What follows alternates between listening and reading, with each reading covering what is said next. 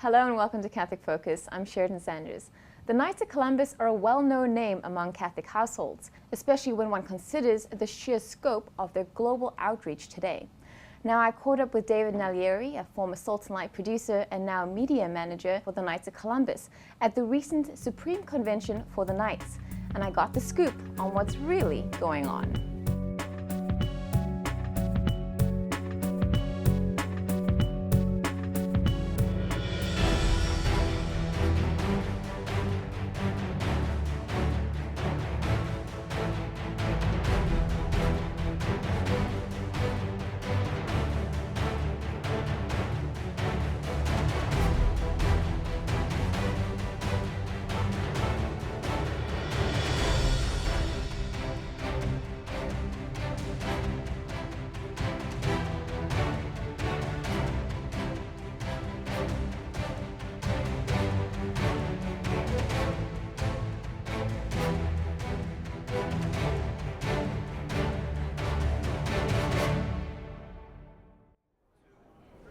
David, thanks for speaking with us. It's great to be here, Sheridan. Thanks so much for being here.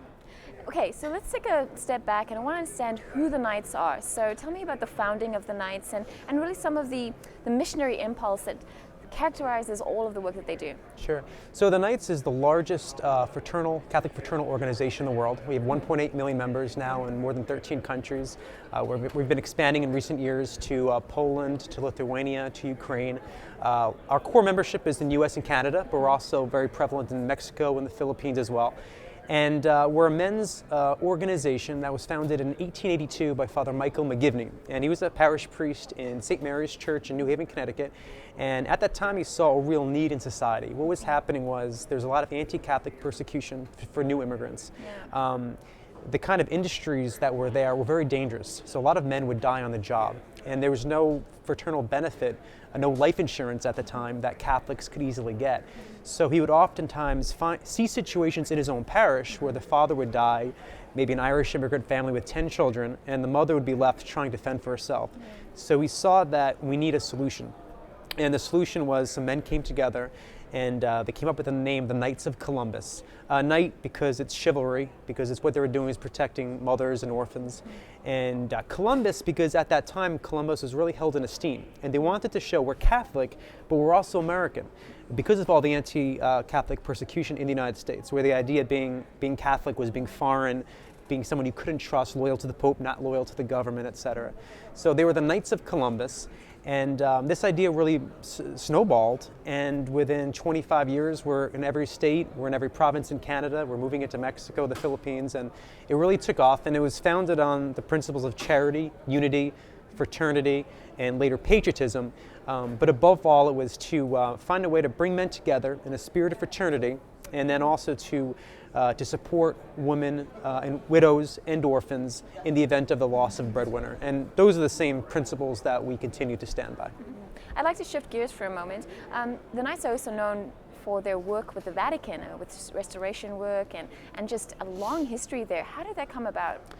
So our relationship with the Vatican dates all the way back to 1920, and that was Pope Benedict XV. And what happened was during World War I, we had a lot of huts called the KC huts. These were places of rest and recreation for soldiers. So it was a place to really serve the soldiers. They had chaplains and catechesis available. And this made a big impression. And word spread, and it reached all the way to the Vatican and to Pope Benedict XV, who in the early 1920s faced a problem. And the problem was very bad economic situation in Rome, and a lot of young kids getting into trouble, not having really a place or a refuge where they could get catechesis and get care and be able to play sports, because Rome is a city that didn't have any playgrounds. So they kind of had an idea for a solution. They were looking for someone who could make it happen. And because of our experience with the KC huts, they turned to the Knights, and from there was born a beautiful collaboration. And in the 1920s, they built 5 playgrounds, which are still in operation today. And these were places where young kids could go, learn how to play soccer. There'd be confessions available, religious education. So you get sports, you get faith, you get keeping kids in the inner city out of trouble. And from there, this whole thing really developed into a really close partnership. So we see a lot of work today in the Vatican with restorations of precious Vatican art and architecture. The Scavi. That's right, the Scavi, which is a great one.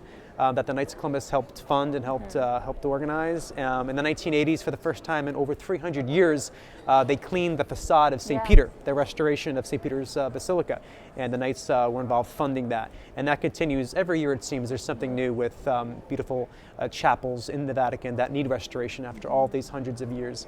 And also in Vatican Communications, sponsoring a lot of satellite uplink of major Catholic and events, things like World Youth Day, things like the funeral of the Pope, installation of a Pope. We want to help the Vatican spread this, show the world. So there's a lot of different areas where we collaborate, and it's really been a beautiful partnership. And a lot of the bulk of your work as part of the Knights is charitable. Now you have many initiatives, lots of associations of charitable organizations. Let's talk about the major ones, beginning with the Special Olympics. Special Olympics, I think, is one of the partnerships that we hold very dear. Special Olympics was founded by Eunice Kennedy Shriver, sister of President Kennedy, and her husband, Sergeant Shriver, was a Knight. And of course, President Kennedy. And Kennedy was a Knight as well. Yeah. And there's a real harmony there. So Special Olympics obviously works to promote the dignity of people with intellectual disabilities. And we mobilize a lot of Knights on the ground in local jurisdictions to be involved, volunteering, providing support. And this could be everything from planning an entire event to being present and having food available for the athletes, cheerleaders, helping organize. We just launched a major initiative, providing $1.4 million to help bring athletes from around the world to Los Angeles next year for a major Special Olympics event at the Coliseum. So we're very excited about that. And for us, it's really about promoting the dignity of all human life. And so Special Olympics, when you're dealing with those with intellectual disabilities, it's a powerful message for the world to show that these people have dignity. They can be great athletes. I was at several events where I was really impressed with these guys running and passing and playing football at an event we did in Indianapolis this past year. So that's a really close partnership that kind of goes to our core values. And let's talk more locally about you reaching out to those who are in our own neighborhoods. One of the great initiatives you have is Koats for Kids. Yes, Koats for Kids was started in 2009. As you remember, 2008 was the start of one of the worst economic downturns since the Great Depression. So we said, let's look at where there's needs are now. So we started the Koats for Kids program. Since then, we've given away, I think, something like 170,000 coats. This is all across the U.S. and Canada, primarily, obviously, in regions where weather is an issue during winter. And these programs just basically go into inner city areas, go into places where there's economic difficulties, and you're giving kid a free winter coat. So it's something very tangible, something that makes a difference. And it's an opportunity for people to see the charitable work of the Knights in a real tangible way, because you're putting a coat on a little kid, you're helping make a difference, and it makes our guys feel really good, like they're really making a difference, and it's gotten really good results and feedback, so we're excited about continuing to grow that. And the Knights have also done a lot of work in terms of emergency response, both locally and internationally. Let's talk about the disaster relief program. Yeah, so going back to the very beginning of the Knights, the Knights have always tried to be present whenever there's a need. And there's no more dramatic example of a need than when you have a hurricane or tornado or a flood or anything along those lines. So in recent years, we've tried to make a real difference by starting and launching the disaster response program, which basically tries to mobilize right after there's an event, an earthquake or tornado or something. And often you're one of the first responders in the case of Typhoon Haiyan. That's right. The recent storm in the Philippines, which is one of the largest storms in recent memory, caused an incredible amount of damage and loss of life. And the Knights were on the ground immediately afterwards, because a lot of this happened in very remote areas. And so we had local Knights who were able to mobilize. So initially they did things like providing food and providing different relief materials that were needed. The Knights came together. We raised more than $800,000 at the local, national, and international levels. And with that, we decided to start a program that provided boats and provided the opportunity to build boats for a lot of the people who made their lives as fishermen, who lost their boats in the storm. And this will give them a boat to use for fishing, to provide for their family, provide work for others who made boats, but everything was destroyed in the storm. And that's what we're trying to do in Haiyan, in the Philippines, is to put fishermen back in the ocean, fishing, supporting themselves, and not just, throw money and say, you're okay now, because the reality is what they needed the materials. So this is a program we think is really important, and And in the past year, with several tornadoes that struck out in the west, with what happened in the Philippines, we already see that we can make a difference when disaster strikes. And sometimes it strikes close to home, as in the case of the Boston Marathon bombing. Tell us about the Stand with Boston program. Yeah, that's something we're really excited about and something that's very touching. The roots of it kind of go back a little bit in the past with our program in Haiti. Right. In 2010, there was a devastating earthquake in Haiti, killed upwards of 100,000 people. And there were many, many amputees. And we learned of this program with Project MetaShare to help provide prosthetic limbs. So we wound up making a significant financial donation to provide limbs for every single child who lost a limb during the earthquake.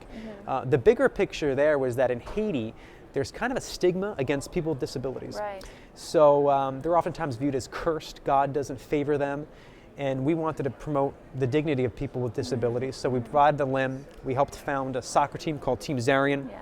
That's an amputee soccer team that really is incredible. Really incredible Yeah. to watch. They're great players, yeah. Yeah. So we started that team, and that's a way, hopefully, to show Haitians that people with disabilities can still perform, can still function, and so we did that program there. And then, because of the results, when the horrible events of Boston occurred, we said to ourselves, this is an opportunity for us to try to bring some of the same ideas we had here. Obviously, the situation healthcare-wise is much better in the U.S. than in Haiti, Right. but still there are limitations of the healthcare system. Yeah. So what we're doing for several of the victims is providing the prosthetic limb, sometimes providing an alternate prosthetic limb. And this program is a way for us to show our patriotism to all those who were affected by the disaster, and to really support those victims of what was a horrible, horrible tragedy. So it's some of the same principles of what we did in Haiti, but doing it for victims of the massacre at the last year's Boston Marathon. Another major initiative, of course, is your work with veterans. Tell us about that. So from the very beginning, the Knights has had a special relationship with the military. Yeah. In fact, some of your founding members were Civil War vets. That's right. We were founded in 1882, and in the Connecticut Valley were many, many veterans of the Civil War. And what happened was they come back from the Civil War, which ended in 1865, and a lot of them miss the camaraderie, because when you're at Right. war, when you're in the military, there's a real spirit of fraternity and there's bonding, and that's hard to replicate that in the Civil War, Right. civil structures. So they're missing that, and so that's another little factor in the founding of the Knights. A lot of these men were Civil War veterans who sought that brotherhood. Right. So from the very beginning, with patriotism being one of our core aspects, it later became one of our principles, and with the founding members being veterans, there's always been the strong support for the military. And then with the World War I, with the HUT program they had, that really was kind of a decisive moment in history of the Knights. We see after World War I, in the periods around 1917 to 1923, something along the lines of 400,000 men joined the Knights. Wow. And a lot of it was because their experience at war, seeing the Casey huts, meeting Knights, seeing what they were all about, coming back, seeing the support the Knights gave to returning veterans. And this became a key part of our membership. And that's continued today. You'll find round tables and Knights of Columbus councils in Afghanistan and in Iraq, where U.S. and Canadian soldiers have been or were present. And in forts and bases around the world, the Knights of Columbus are very, very present. And we seek ways to support the military. Right. The Casey huts in World War II actually were organized by the Canadian Knights. We sponsor scholarship programs to help raise and create more chaplains to support the military. Prayer booklets that go out to veterans. Programs that, when veterans come back, help them get back on their feet, Yeah. find jobs, find employment. These are all programs that we're really proud of, we see as very, very important. Quickly before time runs out, I'd like to ask you a little bit more about some of the projects that you've been involved in particular Francis, the Pope from the New World, a wonderful documentary about Francis. What was the inspiration behind that, and what did you learn from that experience? Yeah, that was a real privilege, and I think none of us saw it coming in terms of who Pope Francis would prove to be, this worldwide phenomenon, this towering giant figure of our times. But the genesis was really right after his election. Our Vice President for Communications, Andrew Walther, was in Rome. And when he came out in the balcony and everyone was like, who is this guy? Yeah, he said, we have to try to, as Knights, we have to try to educate the audience, educated Americans and Canadians and those in Latin America, in our sphere about who Pope Francis is, since he's such a surprising choice and a lot of people weren't familiar with him. So, so that was kind of the genesis. So within a few weeks after the election, we were in Argentina, in Buenos Aires. We had some wonderful people who helped open doors for us. So we interviewed childhood friends, priests who lived with him and worked with him, theologians and others, politicians and collaborators, journalists who had a lot of years knowing him and building relationships with him. So the documentary is really a very early snapshot of who Pope Francis was, his background, and it kind of gives you an idea of who the man is who has suddenly taken the world by storm and invigorated the faith and been such a dramatic witness to Christ and his gospel. So working on the film was a great experience. You got to see a lot of the behind the scenes, for example, where he grew up, his childhood home, and of course speaking with his childhood friends. What was that like, just getting those personal stories about him? Yeah, no, it was amazing. I mean, the common note is that I kind of left feeling I had walked the footsteps of a saint. And this is in April of 2013, just a few weeks, just because it was clear that he was very consistent. And I think that's one of the things we all need to strive for in our Christian walk, is to be consistent, so that if someone was following us, if they talked to the security guard or the guy who gave us our food at the restaurant, they would all say something similar about that person. Right. And so even in the main plaza where the basilica is in Buenos Aires, meeting homeless people who talked about how we would always come up, ask them to pray for him, give them whatever money he had. There was this consistent spirit of humility, prayerfulness, fidelity, that everyone seemed to testify to. It wasn't like he came into the Vatican and suddenly put on this act. This is what he was consistently in the past. So, and the strength of character struck me too. This is someone with, this is somebody who didn't go with the flow. He stood for something, even in difficult moments like during the Dirty War in the 1970s, or standing up to the Kirchners in Argentina on some key moral issues. He was a person of great courage. And what very much struck me was the sense that people were a little bit sad. They really felt the loss of him moving from Buenos Aires. Of course, very happy that he is now, passed into the world. But they had such a deep connection with him emotionally. They really felt that he was present to them, that he was listening to them, that he was advocating for them, especially those in the slums who were, felt as if no one was listening, but they knew that they had the ear of the cardinal and that he was very much walking with them. Yes. And that's something that very much struck me. Yes, me too. In fact, in terms of the themes or the parts of the film that touched me the most, I was most privileged to kind of include in the film were those notes, a little bit of sadness. There was one priest, Father Albistor, who was a priest who was with him in San Miguel, where Francis, during the late 1970s, was stationed with the Jesuits, who talks about how this feeling of sadness, he belongs to the world now. And it was kind of a very dramatic point, but one that I think that a lot of them feel. And then, of course, being known as the priest of the slums, the bishop of the slums, now the Pope of the slums. This is a commitment that is not a PR thing, a PR stunt he brought to the Vatican. This is what he did, going and visiting these people in slums where, as we say in the documentary, taxi cabs won't enter, the cops won't enter. It's just a world unto its own, where there's incredible rates of crime and murder and drugs. And he was fearless in going there, ministering to the people, and trying to bring the love of Christ. So he's just a wonderful example. And his Knights, with this whole idea of going to the periphery, fighting for social justice, it just goes to the heart of who we try to be. And so even more so now, we feel encouraged to go on with what we're doing, whether it's in Philippines or with our program in Haiti, or as we mentioned, working with AIDS orphans in Africa.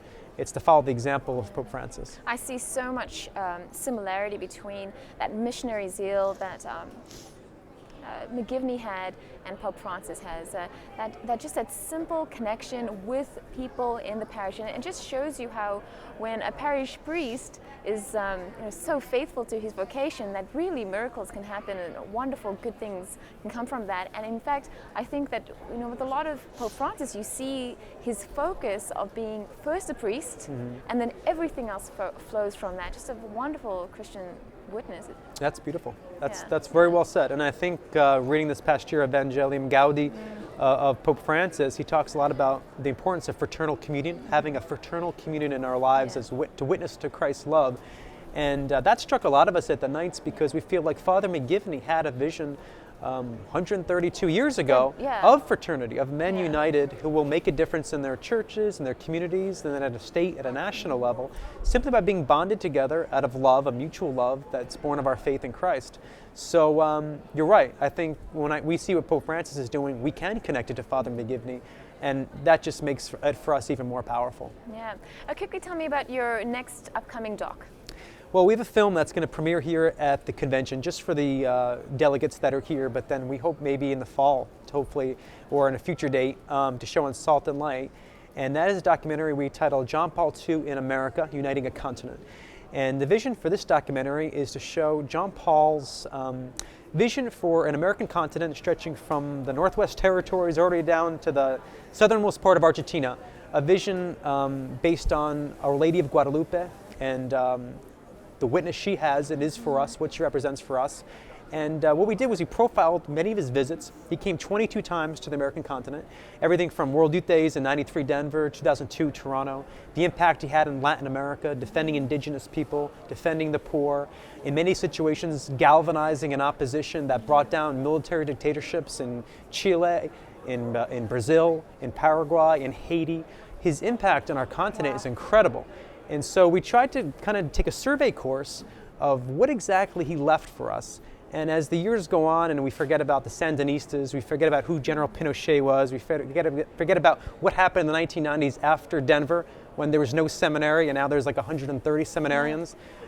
We wanted to kind of set the historical record straight and show what kind of impact John Paul II had. So we're excited about this film and we hope soon that it could be on Salt and Light television. It truly is a saint for our times. Yeah. Thanks so much for speaking with us, David. Thank you, Cheridan.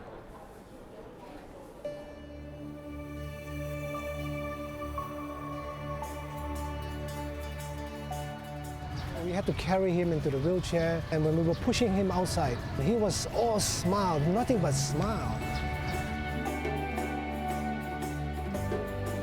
When I got to Afghanistan, our home council worked hard to gather well over 500 school supply sets. We were able to distribute these school supplies out to hundreds of little kids. The Apostles of Jesus provide AIDS orphans with food, clothing, and shelter. And beginning this year, the Knights of Columbus will help them assist even more orphans who so desperately need our help. We have some low-income families affected by the fires who lost their homes. Having coats provided in the cold northern winters it's great.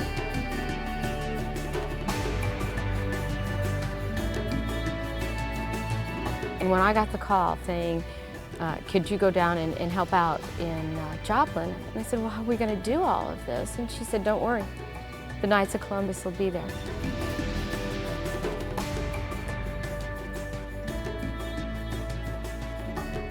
I can only say God placed it in me to want to help people who were struggling the most in a radical way.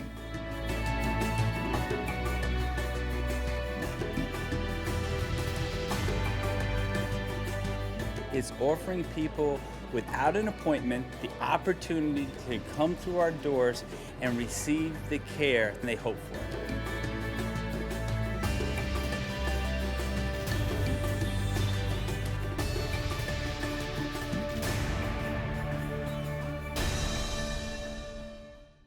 I was speaking with David Naglieri, media manager and producer for the Supreme Council of the Knights of Columbus at their 132nd Supreme Convention in Orlando, Florida. We hope that you found this episode of Catholic Focus informative. To find out more about the Knights, visit kfc.org. And if you have any comments or questions about this episode of Catholic Focus, write to us, focus@saltandlighttv.org. And that's all for now. Thanks for watching, and God bless you.